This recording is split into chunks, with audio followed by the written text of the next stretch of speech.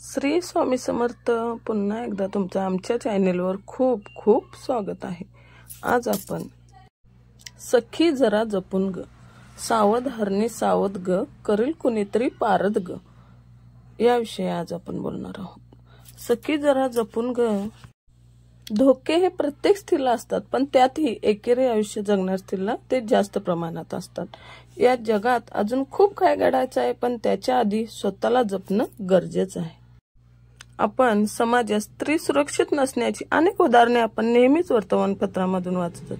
अनेक वेळा आपल्या आजूबाजूला स्त्रियांवर, मुलींवर होणारे अत्याचारही बघत असतो. घरात राहणारी स्त्री असो किंवा नोकरी करणारी स्त्री असो, प्रत्येकीला धोका असतोच, आणि तो धोका ही लहान मुलापासून ते वृद्धांपर्यंत, स्त्रियांपर्यंत अगदी कुठल्याही वयात असू शकतो. म्हणून प्रिय सख्यांनो, जीवनाच्या प्रत्येक वळणावर सावध असायला हवे. धोके प्रत्येक स्त्रीला असतात, पण त्यातही एकेरी आयुष्य जगणाऱ्या स्त्रीला ते जास्त प्रमाणात असतात. म्हणून अशा स्त्रियांनी प्रत्येक क्षणी सावध असायला हवे. नोकरीच्या ठिकाणी एखाद्या परपुरुष गोड बोलत असेल, मदत जर करीत असेल, तर तो कुठल्या भावनेने करतो, ती मदत घेणे योग्य आहे का, याचा जरूर विचार करावा. एखादा सहकारी तुम्हाला अडचणीच्या काळात जर पैसे देत असेल, तर तो कोणत्या भावनेने देतो हे तुम्हाला ओळखता आले पाहिजे. आणि आपण सर्वांनाही हे माहितीच आहे की प्रत्येक स्त्रीला ईश्वराने योग्य नजर व अयोग्य नजर कशी असते हे ओळखण्याची तारतम्य दिलेले आहे, व यानुसार त्या स्त्रीने वेळी चुकीच्या नजरेचा अंदाज बांधावा व वेळीच सावध व्हावे. जर कोणी परपुरुष कारण नसताना एखादी महागडी वस्तू भेट म्हणून देत असेल, तर तो नेमक्या कोणत्या कारणासाठी देतो हे समजले पाहिजे.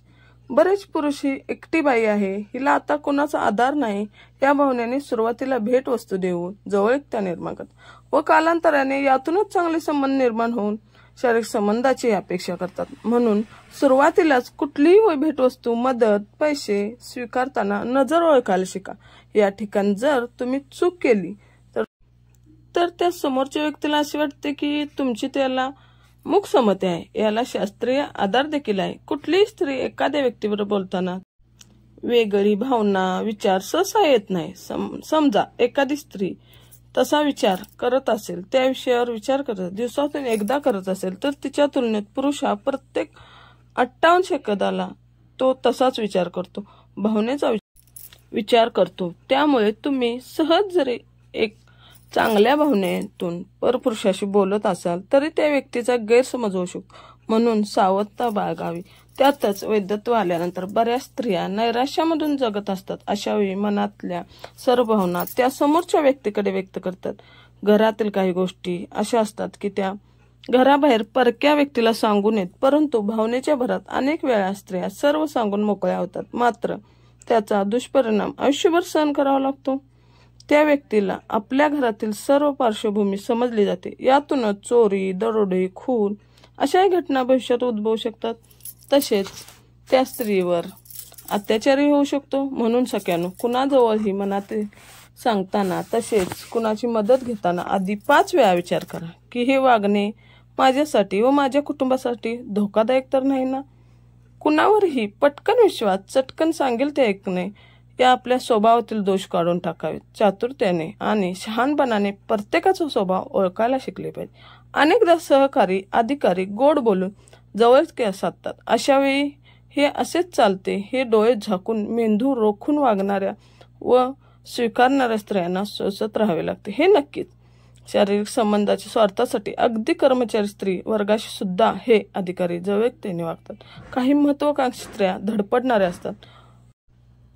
पदप्राप्तीसाठी अगदी काही करण्यास तयार ठरतात, परंतु त्यामुळे होणारे सस्यहोलटपणे आणि वेळ, पैसा, ताकद, घरदार, कुटुंब, मुलांची जबाबदारी सोडण्यापर्यंत त्यांची मजा जाते.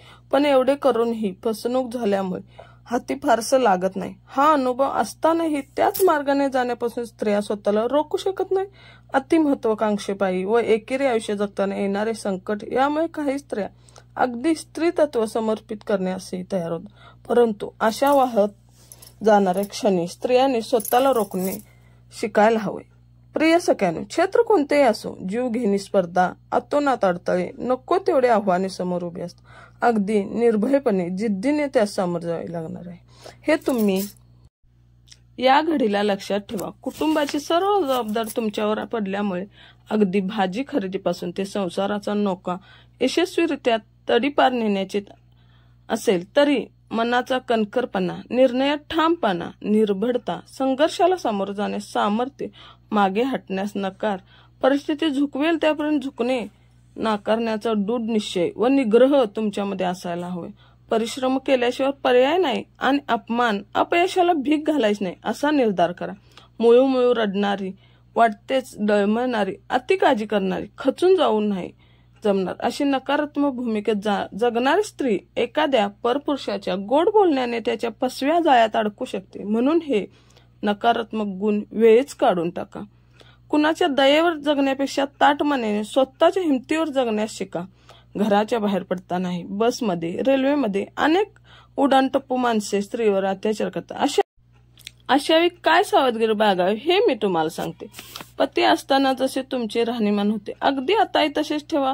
वैधत्व आले म्हणून मंगलसूत्र घालायचे नाही, हळदी कुंकू लावायचे नाही, अशा कुठल्याही अंधश्रद्धेला बळी पडू नका. कुंकू, टिकली लावणे वा न लावणे, कोणी किती दागिने घालायचे व कोणते घालायचे नाही हाही ज्याचा त्याचा व्यक्तिगत प्रश्न आहे, परंतु वैधत्व आले म्हणून या गोष्टी घालू नये हे चुकीचं आहे.